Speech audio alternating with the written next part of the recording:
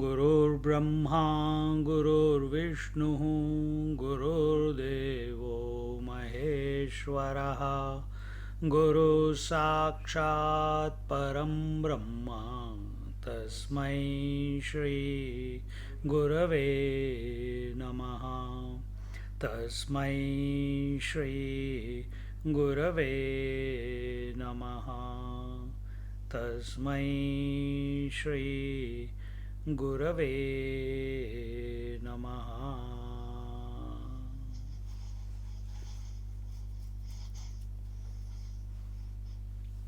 Yesterday, when we were studying Bhagavatam, that time a beautiful thought came. What sustains the human beings? And there it was said, which really caught my attention, that when a human being comes into existence, it is natural for his nature to express. A child eats, child is afraid, fight or flight, and automatically a child knows what, if he doesn't like something, he will throw it out. What is good for him, it will eat. And similarly, as we grow up, for some time we manage or are at the mercy of our nature. Nature meaning our blueprint, because of which this body has come into existence, and according to that blueprint, meaning samskaras, meaning the subconscious impressions which we have collected over lives. It's a theory, but it's a working theory which can be deleted once we go beyond it. But that is what it is sustaining, because you and me, we are thinking we are the human beings at this moment. So what is it? First is the nature. But as we grow up, what happens? How does this data come about? This data comes about because of our desires. We interact with the world, our senses are exposed to the world, we create likes and dislikes. A child also says, I like this, I don't like this, but there is no what you call memory there, because the brain is not developed, or he is not available to all those things. It's by nature that he is attracted towards a particular type of food or whatever. He doesn't have a feeling of sadness or unaccomplishment when he falls down. Oh my God, 5 times I have fallen down, I think I will never be able to walk in my life. A child doesn't think in that manner, because by nature there is a push within him to go and be more than what he or she is at that moment. And there is no thinking involved there. It is happening. That is the nature. But as we grow up, then we start choosing, we start desiring, and then our teenage life, our youth life, our grown up life, if we are unintelligent, unwise, then even our old age, we remain only at the level of desires, living. And desires are only when you consider you are this body, only then desires appear, not any other time. So we start living at the mercy of desires. We'll start living for desires. and desires become our motivation to excel in life. And if things don't go according to our desires, then depression, sadness. And some people, when they are both ways, if they are successful also or they are depressed also, by grace of God, showers on them in their life. For what reason? Nobody knows. You look into your life, that scriptures come into life. So first source of sustenance of human being is the nature, his inherent nature. Second thing that sustains a person is his desires. And the third is the scriptures, scriptural teachings. And again, when we look at the scriptures, what do we get out of the scriptures? That depends upon what you are looking for. If you are identified with the body and what I should do and what I should not do from the scriptures, you will only attract the karma part of it. If you are a devotee, then you will be attracted only to the devotional part of it.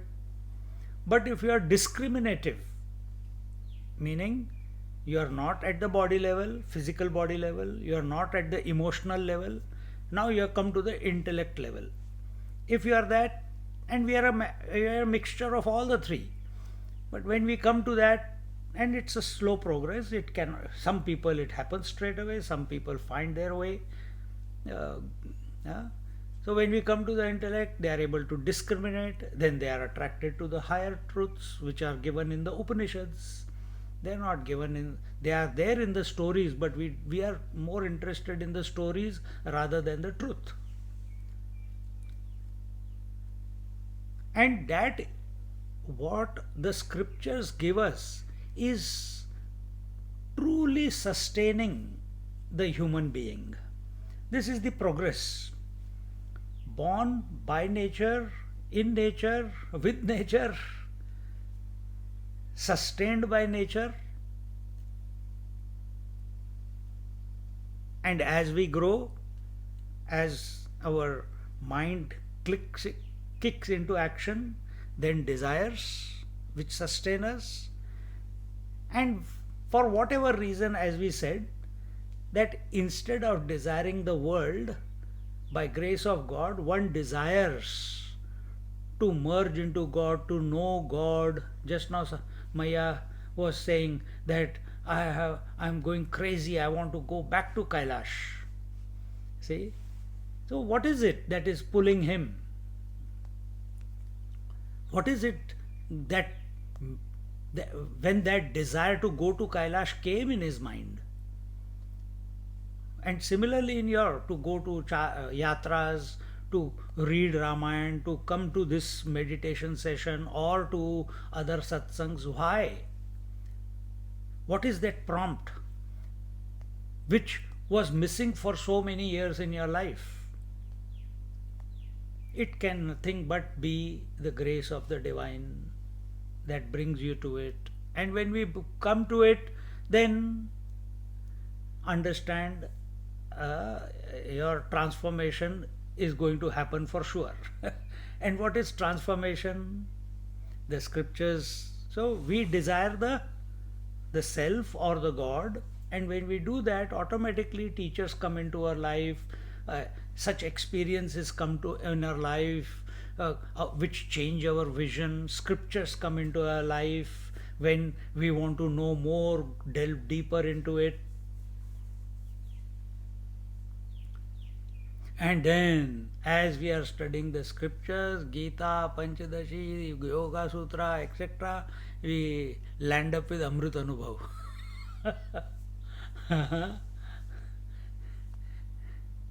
We land up with Amrit Anubhav. And here it is told, here what we are reading is the direct experience of Sant Jnaneshwar. A 20, 18, 17, 18-year old who is writing this, or 19 years old, 20 years old. At 21, he took Sanjeevani Samadhi. So, this young boy, as we are going through this scripture, the first thing he told us, again, scriptures are the Upanishad, the Vedas, the Puranas, the Ramayana and Mahabharata, and the words of the saints and sages. So he is a saint, he is still living. So it is his words, and which has been confirmed by Swami Eknath Maharaj after 360 years. We are not going to go into that, but point is that it has come into our life. Then, if it would not have come into our life, we would not be interested in pursuing to study, listen, do Shravanam of this text, which is so succinct, which is so, to the point, that it does not allow our mind to hold on to any damn thing, anything. It only brings us back to our essential nature. That is the because he is writing his experience of realization. And here he says, what is this pure consciousness or pure knowledge that we are? Few points, and you keep contemplating as I am saying, and glide into it, glide into yourself.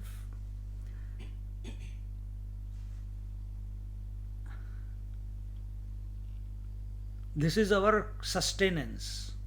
Your nature can sustain only till you are alive. Desires can sustain you only while your mind is healthy. Have dementia, desire cannot do anything. But scriptural knowledge sustains the human being, and sustenance means true nourishment. And how is it nourishing us, human beings? By making us attain or recognize that we are the immortal one, that we are the infinite one, that we are the unborn one, that we are the undying one, that we are the all-knowing one. This is the blessings of the scriptures. And what I just said is said in different words by Jnaneshwar Maharaj.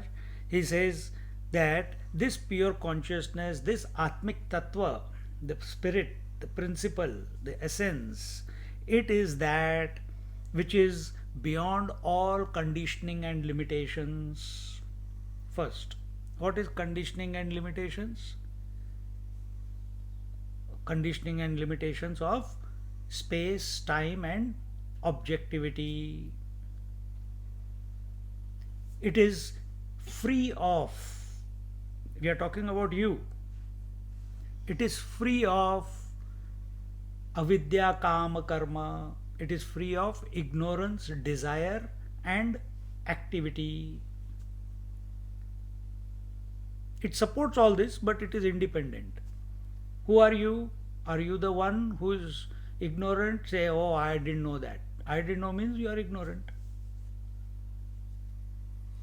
If you say, I desire to know, then you are in the clutches of desire. So, this Atmik Tattva is independent of these three. Then, this Atmik Tattva is free of all Bhedas. Bhedas mean there is no Sajatiya, Vijatiya, Swagata Bhed. What is Sajatiya? Vijatiya. Vijatiya is differences of various species. So, species can be living or non-living. So, table is not a laptop, laptop is not a human being is not a animal, animal is not a plant, and so on. This is Vijatiya. Then Sajatiya, within one species there are differences. Within the tree kingdom there are so many different types of trees. Within the human beings there are so many types of human beings. Each is unique. Among laptops there are so many different types of laptops, so on. And Swagata Bhed, that within each unit, in one tree there is a root, there is a trunk, there is a branch, there is a leaf, there is a flower, there is a fruit. Within one human being there is legs, hands, and all the various limbs. In one laptop there are so many keys, there is a screen, there is the motor, there is the memory, and all that stuff. So all these types of differences, all differences are put under these three titles: Sajatiya, Vijatiya, and Swagata Bhed. There is no other difference outside this. It's not possible only. This is the beauty of our scriptures. Puts it into a sutra.